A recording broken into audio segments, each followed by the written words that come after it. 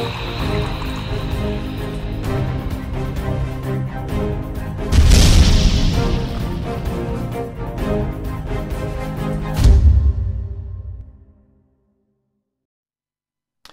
good evening and welcome to episode 4 of Fracking Nightmare. But this is also the first episode that we've actually managed to start spot on time. It was almost a case of deja vu. I was just pulling out of Newton Abbot and would you believe yet another tailback with another bike accident. What is going on with these bike accidents? 5 bikes run over, the cyclist killed in London. A motorcyclist killed on the A38 when I was heading to the studio last week, and one again tonight. It defies any material logic, that's for sure. Anyway, meanwhile, this is the show that makes no pretense of sitting on any fence. And as we're going to see as we go through the evening, there's a few fences that you definitely wouldn't want to be sitting on anytime soon. Well, it's been an incredible weekend. There's a couple of very major fracking stories or anti-fracking stories that have gone into the news. But before we go on to those, let's take a quick look at why it is that this is such a critical issue. If we look at the screen here, what we see is the areas around the UK that are being primarily targeted by the frackers. Ostensibly the desolate northwest, or the not so desolate northwest, of course, for those that actually live there. And then the southeast and South Wales, and then over to the northeast of the country before we get into the central belt of Scotland. But with the eyes of the country having been on Balcombe this summer, over the weekend, the attention turned to Chichester, a little further west than Balcombe, and also to Barton Moss, just outside Manchester. So let's take a look at what was going on at Chichester. This is from the local news there, the Chichester Observer. Breaking news, anti-fracking protest camp outside West Sussex County Council. Well, it was a beautiful campground right in front of the offices, a manicured lawn right in front of the council offices there, where a number of people, some Balkan veterans and some people who weren't necessarily at Balkan but just very seriously concerned about what is potentially going to be unleashed beneath them.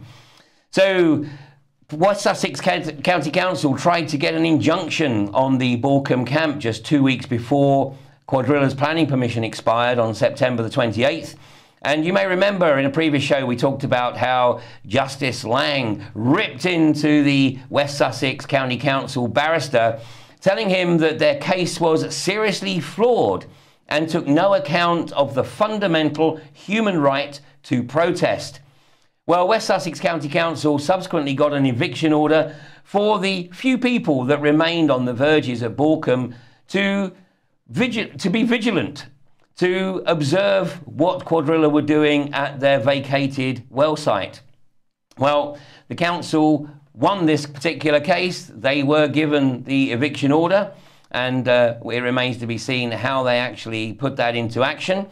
But meanwhile, a number of people went down to the council offices in Chichester to let it be known that they were not happy that the council is effectively representing the corporations rather than the people who put the councillors into office. Now, earlier today, the leader of the West Sussex Council actually made a statement, and in a little while we're going to be talking to one of the people that were at the camp. That's a South Downs farmer in Sussex by the name of Becky Adams, who runs an organic farm. But before we do that, let's take a quick look at what else was in the news, because the BBC in Manchester covered the fact that there is now an embryonic protection camp at Barton Moss, and in fact that's where I spent Saturday night on the mosses there. And later on this evening we'll be speaking to one of the very active campaigners in the Northwest, a lady by the name of Helen Chuntso, who is becoming a wonderful thorn in the side of IGAS as she works through the planning applications with the tooth comb. So, a couple of other things that have come into the media this week. well, not so much the media, but online. They say that imitation is a form of flattery. Well, I was rather surprised this week to find that there is a talk called A Fractured Future. Climate change in an age of fossil fuel abundance. Well, there's a clue in there somewhere that would probably indicate that it wasn't me giving the talk. But on closer look, what we find is that the talk is being given by none other than Lord John Browne of Madingley. The title of his talk, A Fractured Future, Climate Change in an Age of Fossil Fuel Abundance. And this is being hosted by the London School of Economics. And of course, Lord John Browne is the former chairman and chief executive officer of BP. He is also a member of David Cameron's cabinet, where he has a responsibility as a special advisor, would you believe, for business ethos. He's the guy who put his head above the parapet in November of last year and stated that he would do whatever it takes to get Britain at the heart of the shale gas revolution. But of course, Lord John Browne is also the chairman of Quadrilla. So little more than just a passing interest in the subject. And we also see how the campaign is being ramped up on the tube. This was sent to me earlier in the week by somebody who was passing through Canary Wharf Station. And this is massive advertisements that have appeared on tube stations throughout London, but very much a focus in the city for fairly obvious reasons. Fracking is a good solution to our energy problems, and that one is on a white background. And then on the black background, it says fracking is a bad solution to our energy problems. And there's plenty of white space there. So hopefully some of the people who have researched this and understand exactly what the risks are will, when they're passing by these posters, add their own thoughts and comments. So anyway, without further ado, let's go over and join Becky Adams. I think I said Becky Lawrence. Sorry, that was a bit of a slip. It's Becky Adams from West Sussex. Becky, are you there?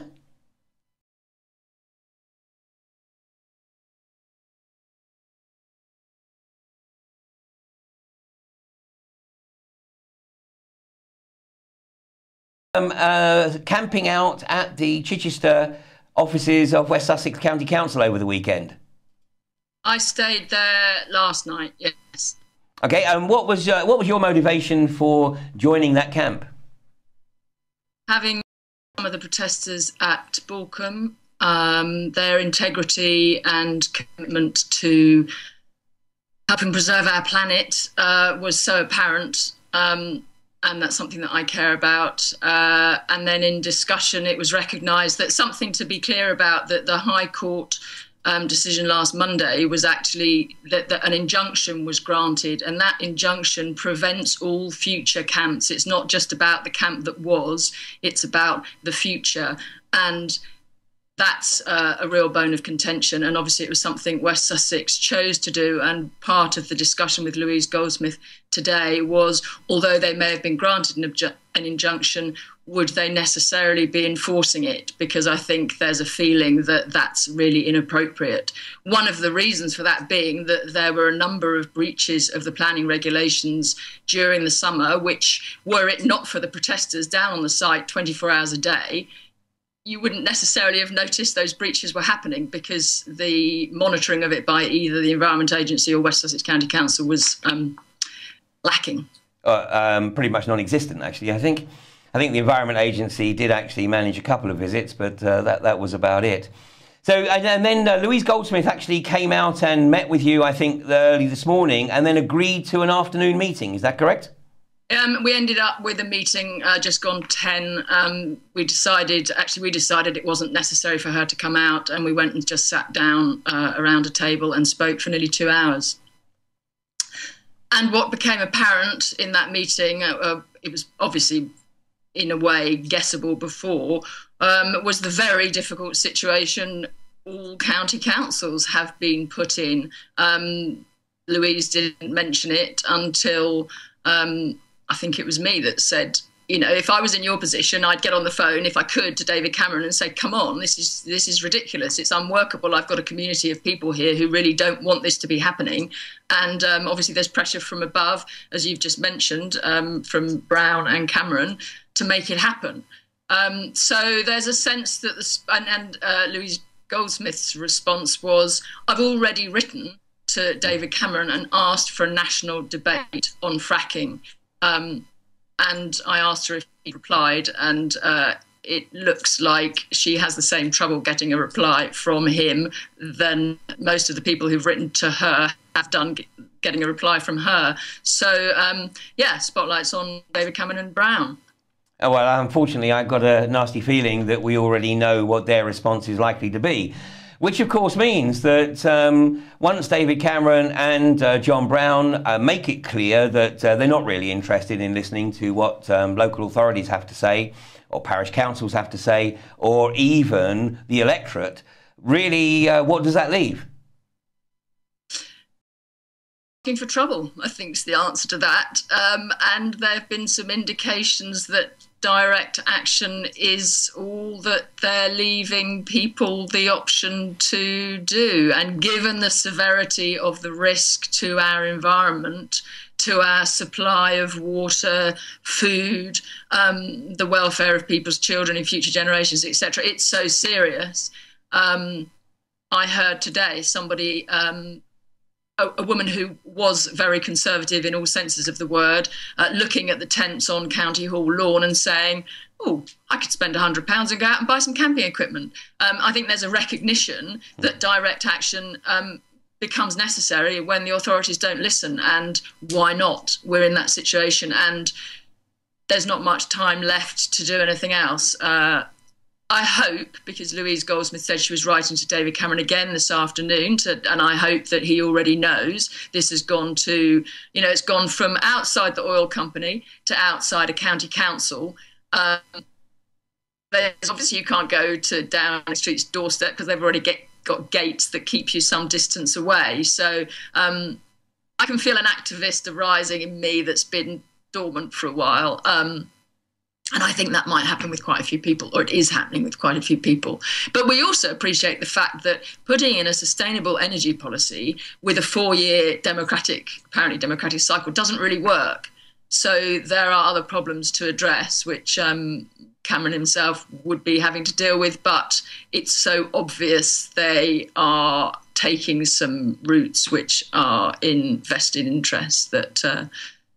Yeah. Well, it's another subject, but yeah, I mean, you're absolutely right. And of course, the reality is that this facade of democracy plays right into the hands of the corporatocracy, because they can actually drive the agenda. And if they have somebody in office who isn't driving their agenda, then they simply make sure they're replaced.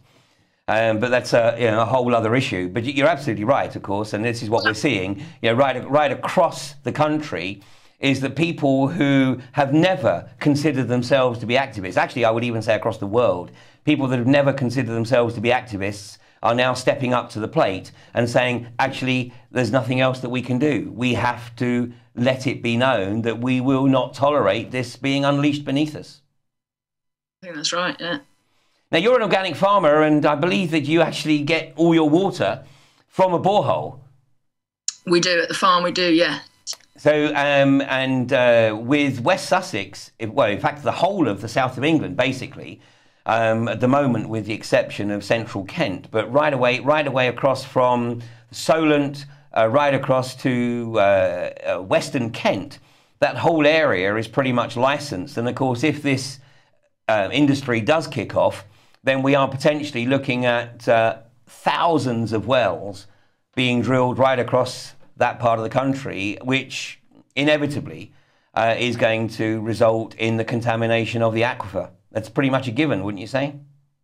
I'm not looking. I see the threat, but I'm not really mentally going there. I see the threat in the distance, but it has to be stopped before it comes into the equation, which is an odd situation to be in.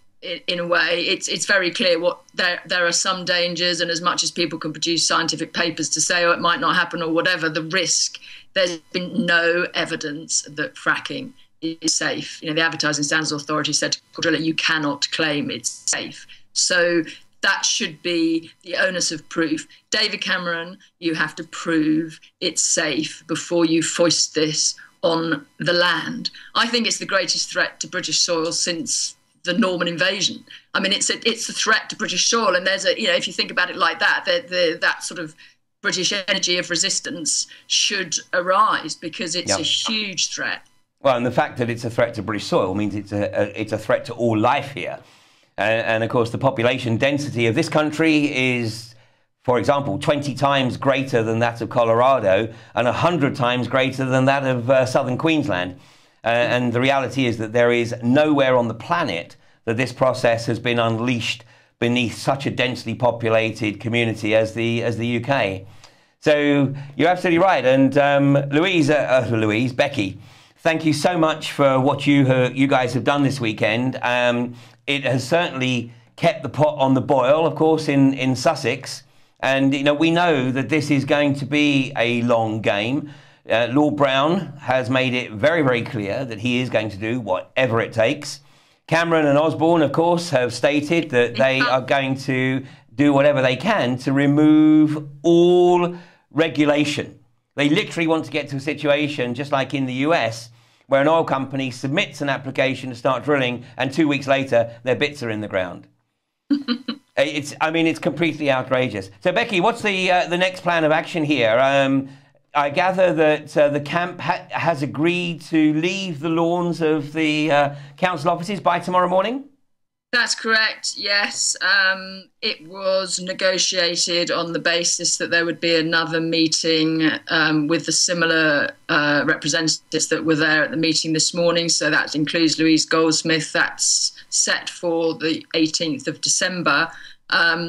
And on that basis, there was an agreement with the members of the camp that that had begun what was definitely a very healthy and actually quite heartfelt dialogue with a leader of a county council, which up until today, certainly for a lot of us, she felt very contactable.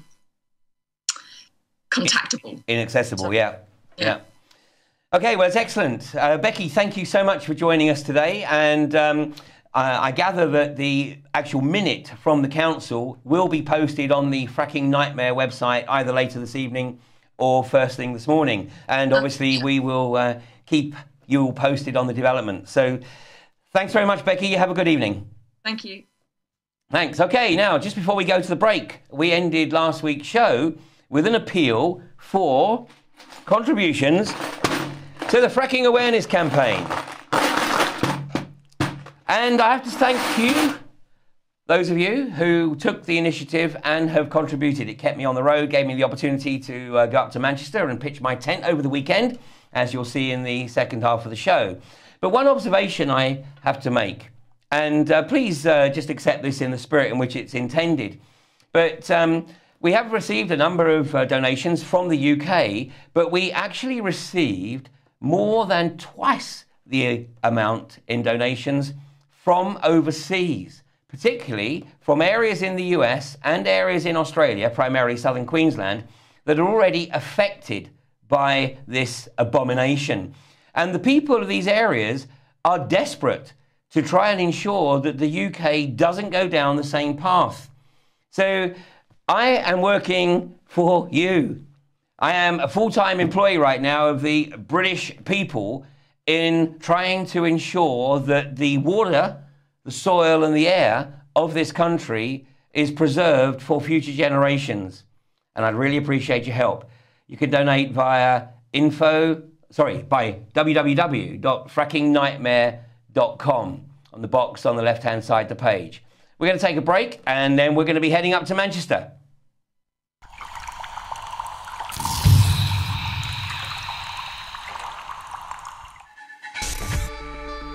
If you take an active interest in maintaining the optimum health and well-being of yourself and your family, the New Zealand Journal of Natural Medicine is the magazine you've been waiting for. Having taken Australia and New Zealand by storm, the New Zealand Journal of Natural Medicine is now available in the UK and Europe. Visit www.nznaturalmed.co.uk or call 01626 337 531 to order your copy now.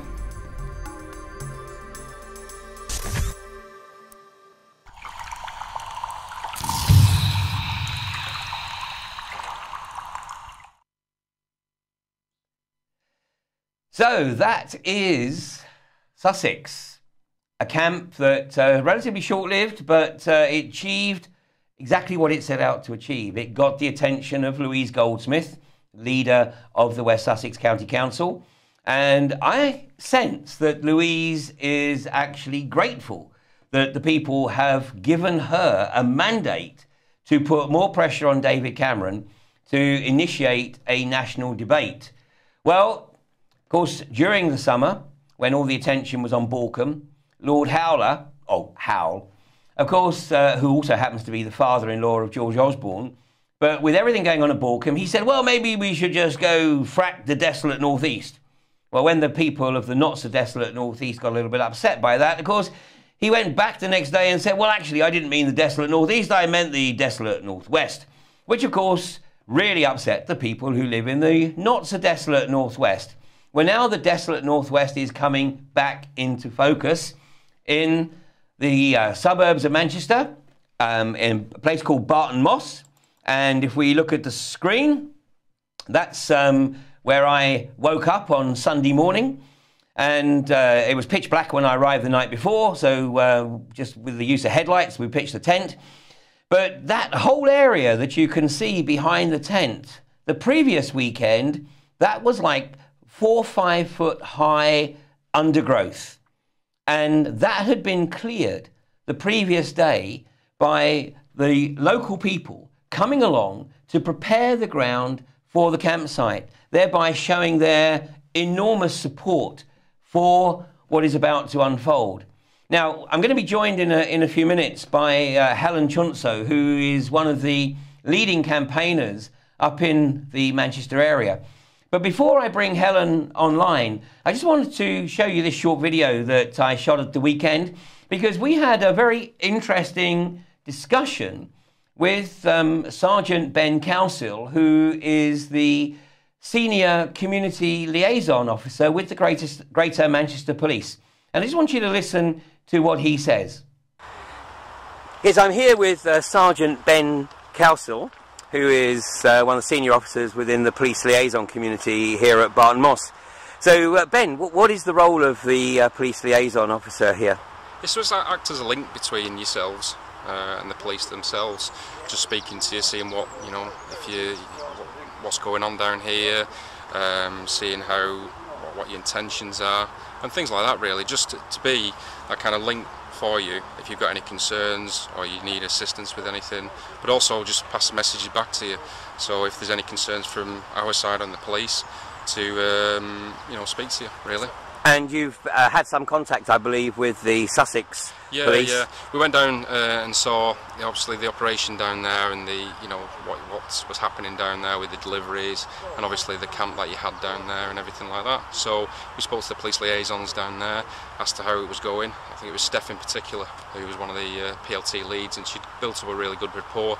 And obviously I brought the message back, basically saying that police liaison should occur up here, and then obviously continue the good relationship that they had down there, and again just address any concerns that you have, really. Because I think one of the things that surprised the Sussex police initially was the fact that the protection group came from every part of the social spectrum, and of course the intention was absolute peaceful protest. Yeah, I mean that's what, you know, hopefully will happen here. You know, obviously everybody's got the rights for peaceful protest, and we understand those. You know, what your rights are and what you're down here for. Really, we understand why you're protesting, and the strength of feeling that obviously you've got to obviously stay in, you know, stay in all kinds of weather, stay in all kinds of conditions, and that's what you believe in. Well, absolutely, this is the true test. Borkham was a bit more like a summer camp. I think November and December. I think it's very different conditions and climate, so yeah, it'll be different. So you don't think Barton Moss in winter is going to appear in any holiday brochures anytime soon? Might be a lovely place, but yeah, it's a completely different area, like you say, for everything. Obviously, you've got it's still a residential area close by, very similar conditions obviously down there. There's residential areas close by, you know, and obviously what you've been saying is you've got the buy-in from the local community and the helping, you know, assist, which again mirrors what you had in Bolcombe to some extent. Absolutely. I mean, the response from the local community yesterday was incredible. In fact, behind you there is the whole area of land cleared out by the local residents yesterday, so it's been fantastic. Now, I'm sure we're going to get to know each other quite well over the coming weeks. I mean, I think we all understand that although we might not necessarily support the particular rules of engagement, as it were, but we understand that you guys have a job to do. We also have a job to do, and hopefully we can do what we both need to do peacefully. That's the main thing, keep it peaceful, and you know, that's the best course of action really. What would your advice be to people coming down to Barton Moss over the next few days or weeks? No specific advice. If you do intend to stay out, camp out and everything like that, just make sure you know, it's we don't want to be coming down and dealing with any pneumonia cases or anything like that, hypothermia or whatever. It's just to make sure that you're safe, and that's it. Just come down prepared if that's what you're intending to do. Just be aware of the local conditions and the climate. Again, it's different from the summer it had in Bolcombe. It can get, obviously with this weather blast we're going to get this week. Yeah. So just be wary about that, and again, just keep it peaceful. Meanwhile, here, the eye gas death camp. It's beginning to be what it looks like. The fencing around the outside has now been topped by coiled razor wire around the whole perimeter. These guys must know that they are doing something that isn't in the best interests of the local community.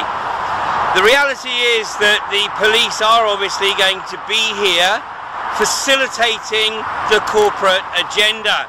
As you've just seen, we had a meeting, a very cordial meeting, with Sgt Ben Cowcill, the Senior Liaison Community Officer with the Manchester Police, and at least on the surface there seems to be a good understanding that they have a job to do and we have a job to do, and hopefully in doing our job we will be able to raise awareness right across the country about this abomination that is about to be unleashed under the mosses here between Earlham and Eccles.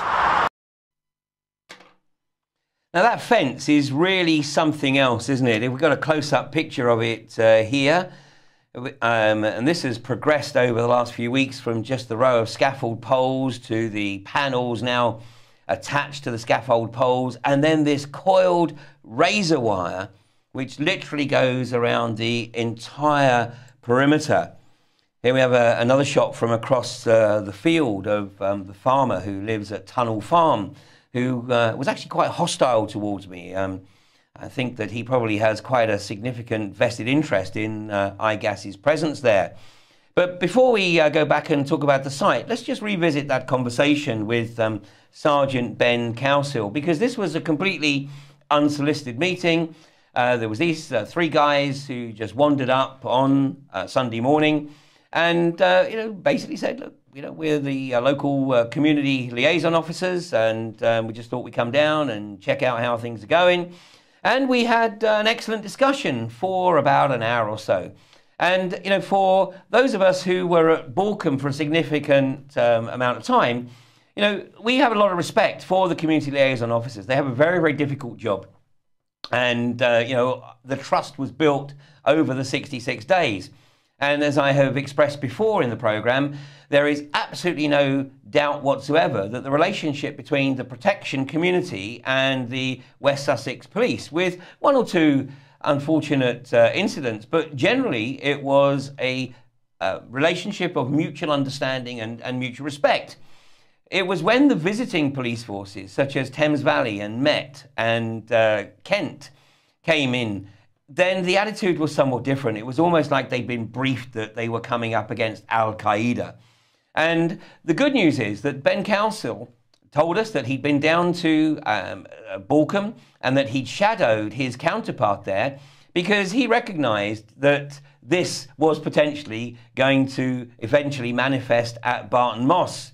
So what he was actually saying on the video there, and he give him full credit because I thought he was probably going to have to make a call and get permission to appear on camera. But he said, no, I'm ready to talk to you.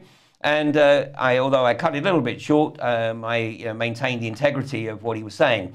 And what the Manchester police are basically saying is that they are there, obviously, to keep the peace. And as you heard me say in the video, we're not exactly enamoured by the rules of engagement. It doesn't really enthuse us that the police are there to effectively ensure that the corporate agenda is carried out. But nonetheless, these guys have done their research and they absolutely understand why it is that the protection community is going to descend upon Barton Moss. They also understand that that community is going to be literally representative of a very wide cross-section of British society. Now, I think we've got Helen online now. So, Good Helen, evening, can you Ian. hear me? Good evening, Ian. Hi, Helen. Hey, thanks for joining us this evening. Pleasure. So, Helen, you have been obviously very much involved in this unfolding situation at Barton Moss, and I believe that you took a trip down there today. Yeah, that's right, I did, Ian. Much to my surprise, I saw more tents, more police, and more journalists. Excellent. Yes, in fact, I did show a screenshot earlier of BBC Manchester, who were down there this morning. But I think the general consensus amongst the people that were certainly at the camp yesterday is that the mainstream media, BBC and ITV, are to be avoided. What's your take on that? I think that there's a real need for people to communicate the way that they're feeling about this. And I think that even at present, the press don't fully understand what is happening in people's hearts and minds. Whether they choose to represent that with true equality remains to be seen. But I met a very helpful environment agency, an environmental reporter, from ITV and the BBC there today, who seemed to be investigating what was happening after having seen the effects of fracking in the United States and having met various fracktivists, if you like, from around the country. Mm-hmm. So it seemed to me that there is a genuine interest, almost as if just by the sheer volume of people that are now standing up against this ecocide, it seems as if there is a need to take it seriously. Now it's hit Middle England, if you like. Well, I hope you're right. And I mean, the great tragedy, of course, is that at Borkum, the reporters and the camera crews that came down expressed exactly the same level of interest and also promised that they would do what they could to ensure balanced reporting. The problem tended to be that when the footage got to the editing suite, then it somewhat got a little bit distorted along the way. Yeah, we understand that there was set to be a live interview with one of our ladies this morning, and there was some technical issues that prevented that interview from going live. I haven't yet heard that interview, but we live in hope, Ian, that our views may be represented. But all we can say is watch this space as the drama unfolds at Barton Moss. Absolutely. So when I had to leave there yesterday lunchtime because I had an event in Bath, which is why if there's bags under my eyes, it's probably due to about 4 hours sleep in the last 2 days.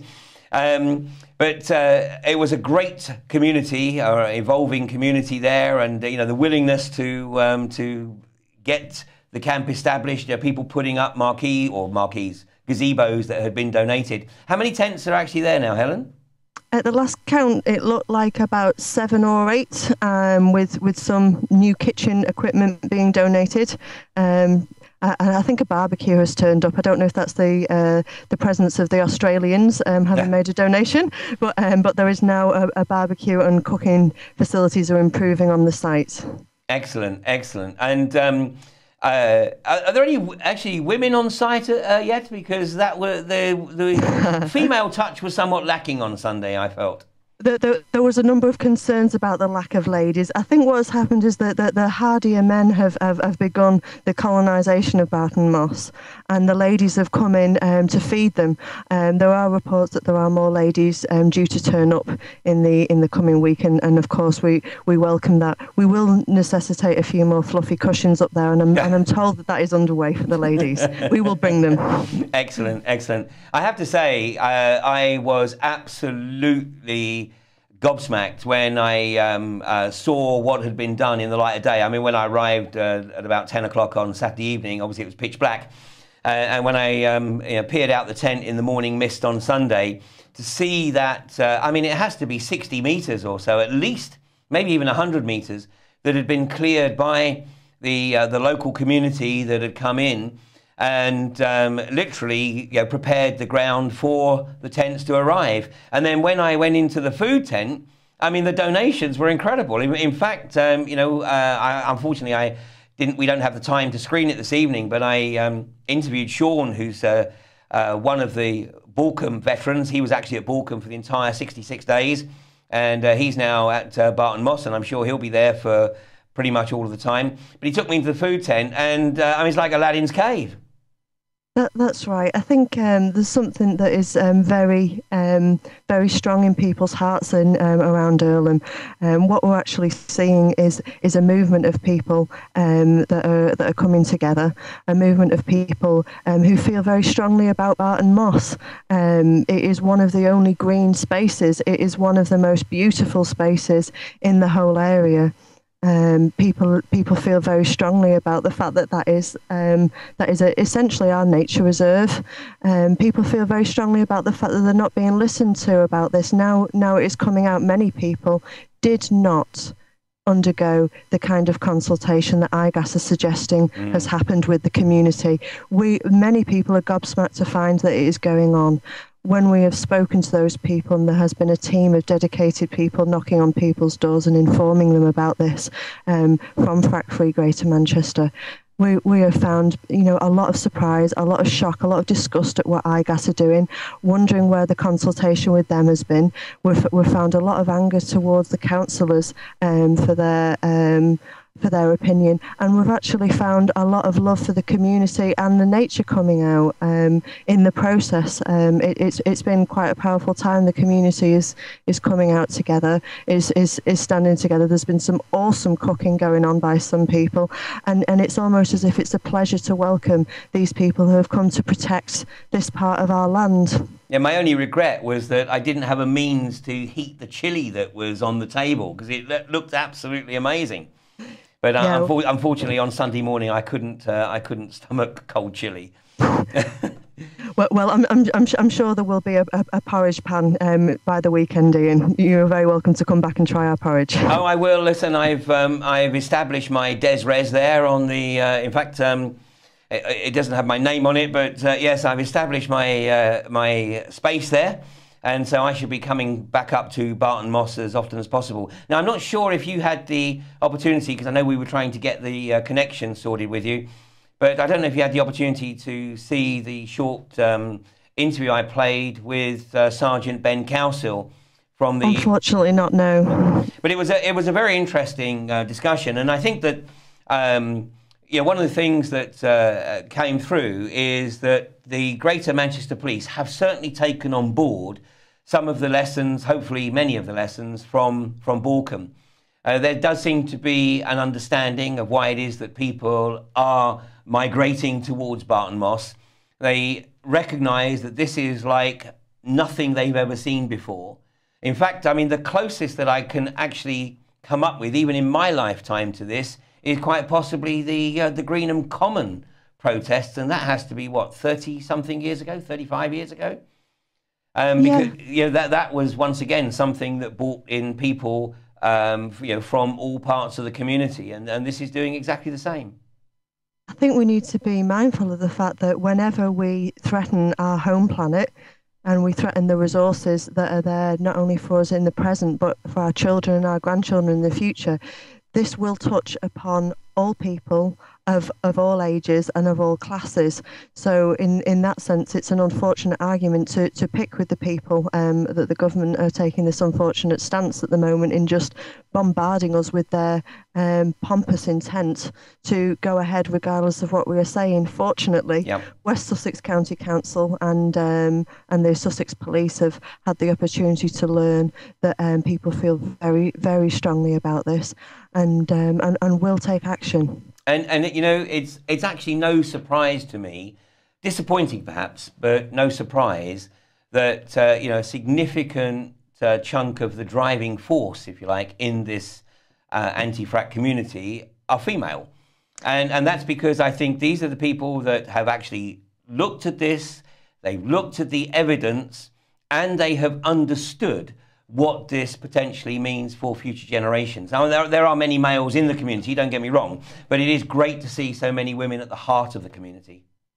And I'm finding that women are actually being very constructive and very helpful in with me in my work of looking at the regulatory side of this. There was a lot of things to understand about how this industry is sneaking its efforts in an attempt to make it look like it is regulated. This is something that that women are able to do. The men obviously are feeling strong and fit and healthy and are busy colonising our moss at the moment. And I think that people will do, regardless of their ability, what they feel they can. This will touch women very, very strongly. This feels like the final insult of arrogance to the earth.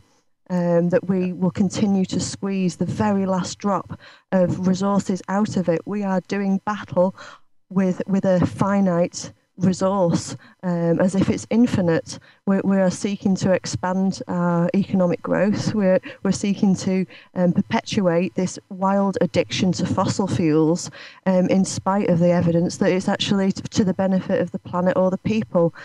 It will not take long before everybody will become aware that this is not only unwise, but an impossible stance to continue to take towards how we live on this planet. In 40 years' time, we will be sat amidst the terrible waste that we have caused, learning this lesson. It would be best if we could act with the wisdom and listen to the wisdom of the earth and to the wisdom of the people that are telling us that this is not the way we should go about getting our energy resources met. Well, it's a team effort, Helen, and you know, we couldn't do it without you, and you know, all of those people who are bringing whatever talent, whatever creativity, whatever initiative that they can bring to bear.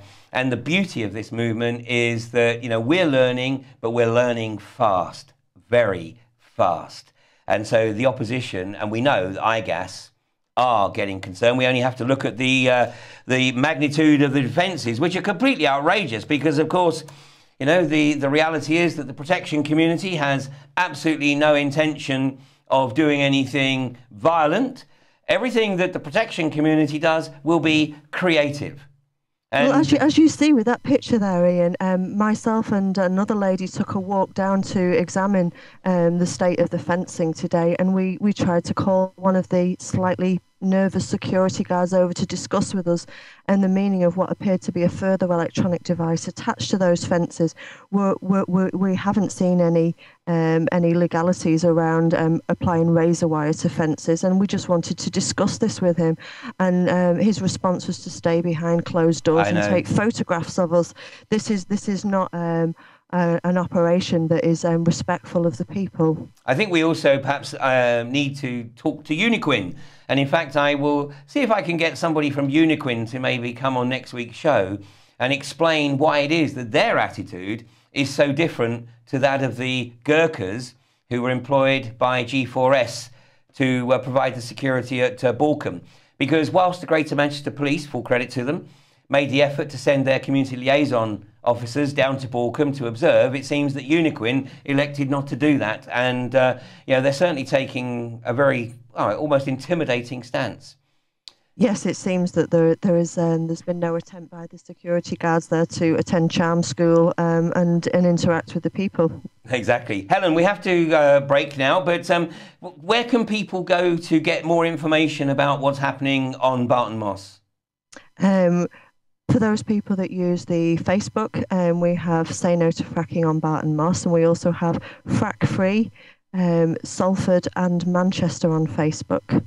And there will be, in response to the first action taken by iGas in a big way on the site, we have the Northern Gas Gala is an initiative that has been set up in coordination with Frack Off, where people can sign up, and we will let them know when actions have commenced by iGas on the site, at which point they are very welcome to come down and show us their solidarity. Now, of course, Barton Moss is actually ahead of the curve compared to Balcombe, because at Balcombe, people didn't actually start arriving until the first part of the rig arrived. Of course, at Barton Moss, there is already a growing community. And I actually heard some rumours that iGas were investigating whether they could actually hire a Chinook to fly the rig in. Because I have yet to work out, and I think the police have as well, how the hell they're going to get the rig down Barton Moss Lane. But Helen, thank you so much for joining us this evening. I look forward to meeting with you when I'm next up in Manchester, and also to having you back on the show at some future date, because the world's attention is going to be on Barton Moss very, very soon. Thanks, Helen. Good night, Ian. We're going to take a short break. Back with you after this short interlude, and then we'll be going down to Dorset to see what's happening in the Purbex.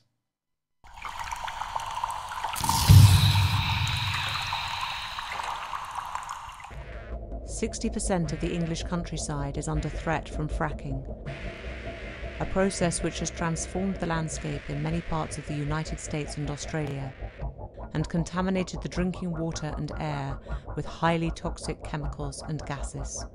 1 in 3 hydraulic fracturing was using a carcinogen. So it really is a chemical cocktail that goes into the earth, of which up to 40% remains there. The grandchildren were in the bath and they started screaming, and everything that was in the water was burnt. The MDs have been instructed not to report any negative health effects that they believe to be associated with living over a gas field. There's nothing inherent about the shale gas process that is going to lead to problems. Some of this material was actually taken to a large sewage treatment works, which had no capacity to handle radioactive materials of this kind. 800,000 gallons was dumped into the Manchester Ship Canal. 50 seismic events were recorded during just 6 fracking treatments. What is the minimum depth that the fracking will fracture? We can't tell you until we drill the exploration. Have you no idea whatsoever? Because it doesn't look like you've done your research. Shale gas is part of the future, and we will make it happen. We are just numbers, and we are sat on this rich vein of gas, and they will do and say anything to get that gas out of the ground.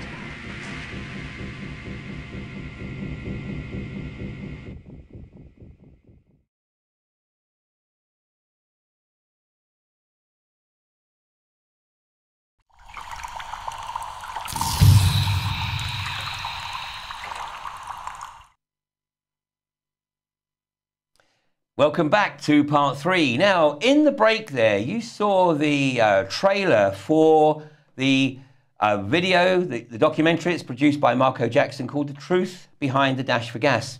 Now, one of the contributors to that documentary is Professor James Verdon from Bristol University. Now, he got a copy of the DVD, and he wasn't very impressed about the way he was portrayed. So, just to revisit, let's have a look at James Verdon's contribution to the documentary.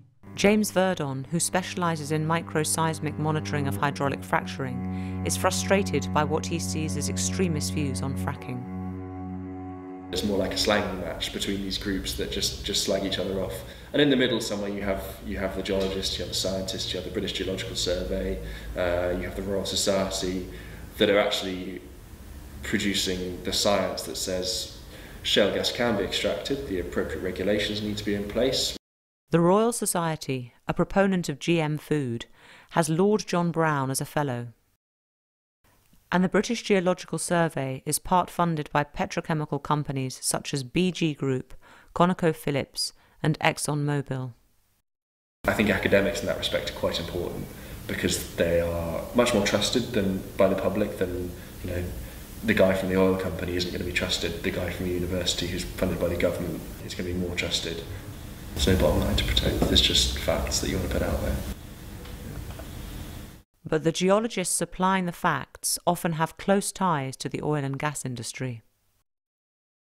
There's nothing inherent about the shale gas process that is going to lead to problems.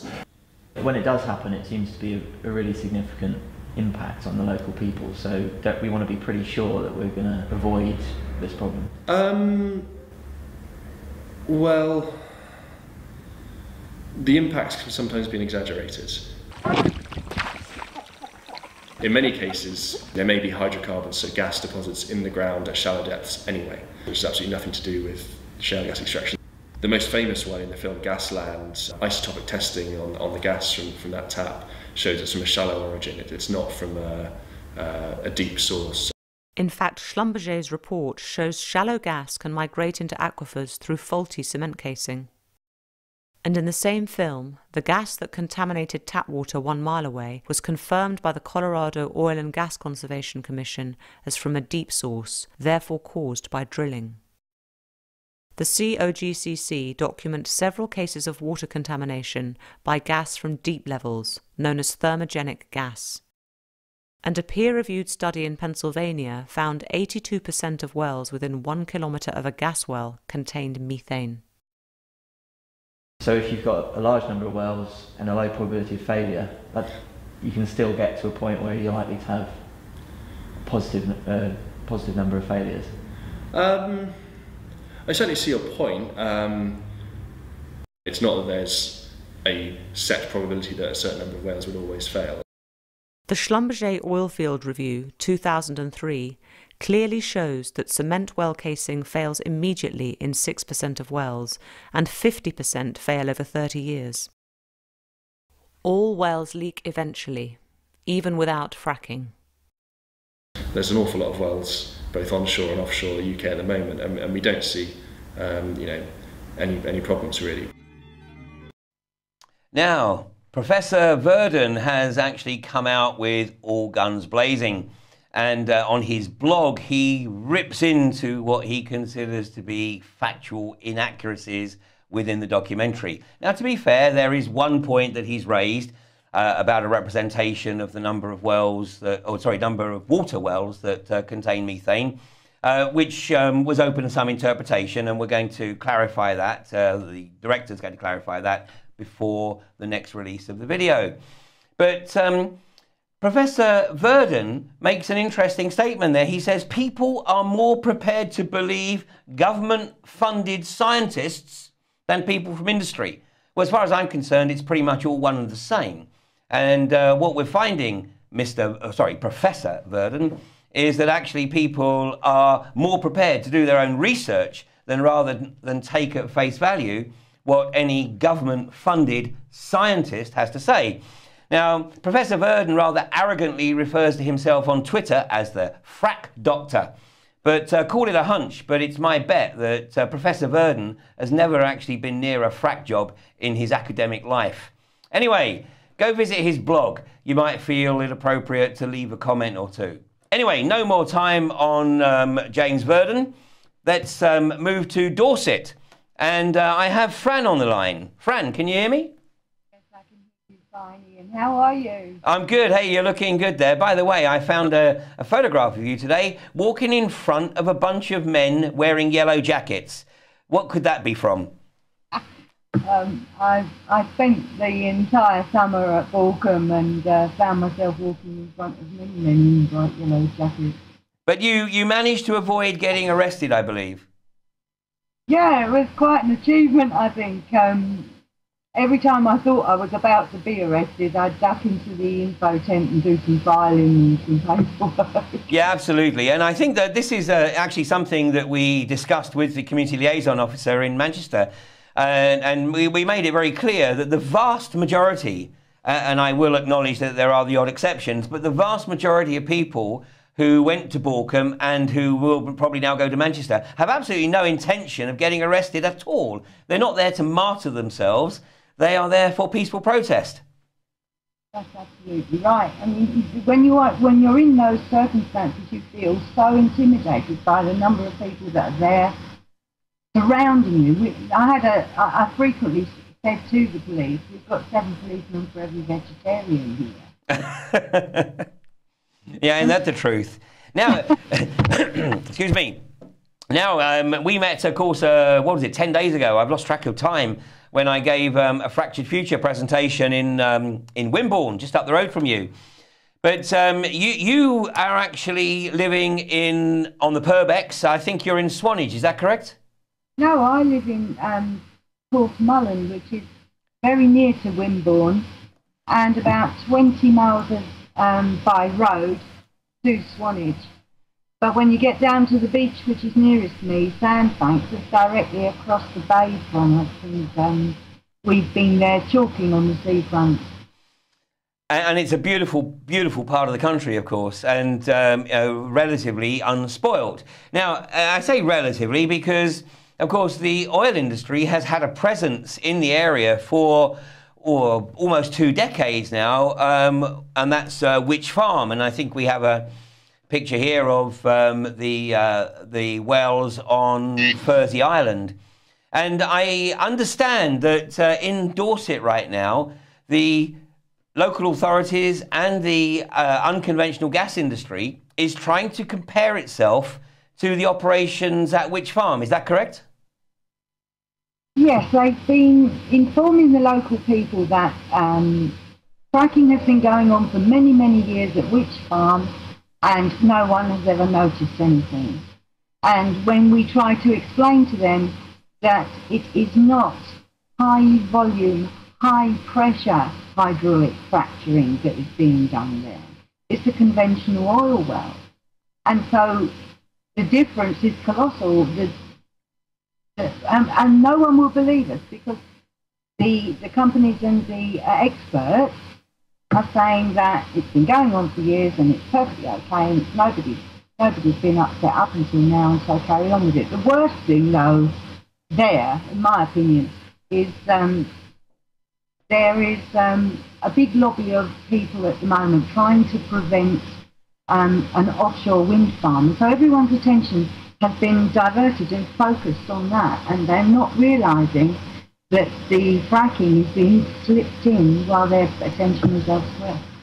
Well, unfortunately, this is a repeat of course, what happened when it was decided to exploit the resources of Witch Farm, because Witch Farm is considered and it is classified as a land-based reservoir. But in reality, the bulk of the reservoir, of course, is under the sea. It's either under Poole Harbour or under the Solent. And the reason that the rigs are on shore is because the Bournemouth and Poole local authorities did not want offshore rigs polluting their horizons. And so the rigs were, in fact, BP negotiated with the local authorities, and the local authorities contributed a sum of money for BP to house the rigs on Fursey Island and some other onshore locations within screens of trees, so that they were hidden from the high dollar residents of Sandbanks. But you're absolutely right. You are absolutely correct. These wells have been stimulated, but it's very, very different process. I mean, just an example, in terms of volume, the average stimulation of a well on Witch Farm takes about 183 cubic meters of fluid, compared to the literally tens of thousands of cubic meters of fluid that would be necessary in an unconventional well. Now, you've got a company called Infrastrata that is looking to establish an exploratory well in the area. Is that correct? Yes, Infrastrata has got planning permission going through Dorset County Council right now. The possibility to object passed on the 14th, so they're not actually going to consider it until the 27th. Now, I took a look at this, and if we can see from the screen here, I think I'm right. Correct me if I'm wrong, but the planning application is to site the well in California Quarry, which is actually really quite close to Swanage High Street. It's just to the south of Swanage High Street. But the exploratory well is like Witch Farm. They're going to actually drill, or try to drill, laterally and drill out under the sea. But nonetheless, it is still into unconventional geology. Is that your understanding as well, Fran? Yes, it is, and it will be passing underneath what we call our World Heritage Site. Yes. I was really mortified to read this today. On behalf of the Dorset and East Devon Coast World Heritage Site, I can confirm that we have no objections to the planning proposal at California Farm, from Richard Edmonds, Earth Science Manager. Well, unfortunately, of course, these people and the authorities, I mean, they're not educated. I mean, this is what we're discovering. And in fact, you know, one of the things that I think we have to do is we have to try and help them. And maybe we have to start by circulating the Hampshire County Council document, which in my opinion is actually one of the best documents I've seen in terms of trying to establish the local authority responsibilities in the event of the unconventional gas industry rolling into their community. Yes, that's a really good document, I agree. So what have you been doing in the area to raise awareness, Fran? Well, the very first thing we did was we took a little trip out to the site and examined it, and it was a lovely little field at the top of a really rough lane. That's one hell of a hill for the police to have to run up and down. And then when you get into the field itself, at the moment it's full of sheep. And we spoke to the farmer that is currently renting that field and has been told that she will have to remove her sheep and cease renting because the owner, Mr. Cowcill, who owns the quarry next door. Yes. He's had an offer that he can't. Well, I guess this is the great tragedy, isn't it? You know, for the uneducated or the unscrupulous, they clearly have their price. Well, yes, and unfortunately, the lady that is currently putting her sheep on there also has two neighbouring fields. One has cows, the other one has horses. And they will be immediately adjacent to this site if it goes ahead. And you just can't believe how beautiful it is there, and how, yes, it's remote, and I doubt if it will be visible from the town. But I remember at Borkum, the lighting that was going all the time, 24/7, could be seen 8 miles away. So I don't doubt for a minute that that's going to light the sky up for everybody at Swanage. Oh, absolutely. And of course, that's really the least of your worries, because once they've drilled the exploratory well, if they decide that it is viable, and unfortunately it probably will be, that's when the problems really begin. So we've obviously got the uphill struggle in Swanage, just like much of the rest of the country, in terms of really getting people to understand the magnitude of the threat. And hopefully, of course, you know, what has occurred at Chichester over the weekend and what is going to be occurring at Barton Moss for probably the next 3 months is actually going to help that awareness process. So, Fran, sorry we're running out of time, but thank you very much for joining me this evening. And I'm sure that we'll be speaking again as Infrastrata and Egdon Resources take up a greater presence in the Purbex. Thank you, Ian, though, for everything that you've been doing. I'll never forget the number of times I saw you turn up at site at Borkum. You're the most amazing supporter, and we do appreciate it. Hey, team effort, Fran. You know, we couldn't do it without you either. So thanks very much indeed. See you soon. Well, we've run out of time. In fact, we've run a little bit over, and I hope that that's not a problem for you. Well, we'll be back next week. And next week, obviously, we will be updating on what's going on at Barton Moss. We anticipate that, hopefully, much of that area that has been cleared by the locals will be taken up with tents, with people in residence. There is so much food there. Obviously, the perishables that have been donated will need to be consumed sooner rather than later. But anybody that happens to be passing up the M6, the location at Barton Moss is just a short distance off the M6, take the A57, turn off just after you've gone north over the Manchester Ship Canal, and it's about 7 miles along the way there on the A57, and drop off whatever it is you feel you can donate to the campers there. And as you heard Sergeant Cowcill say, you know, let's be respectful of the elements as well. This isn't Balcombe in the summer, it's Barton Moss in the depths of winter. And we certainly need to make sure that everyone there has everything they need to stay warm and stay healthy. So, as this Ungender continues to unfold, and I try and get a ticket to hear Lord John Brown's version of Fractured Future. Until next week, thanks for joining me.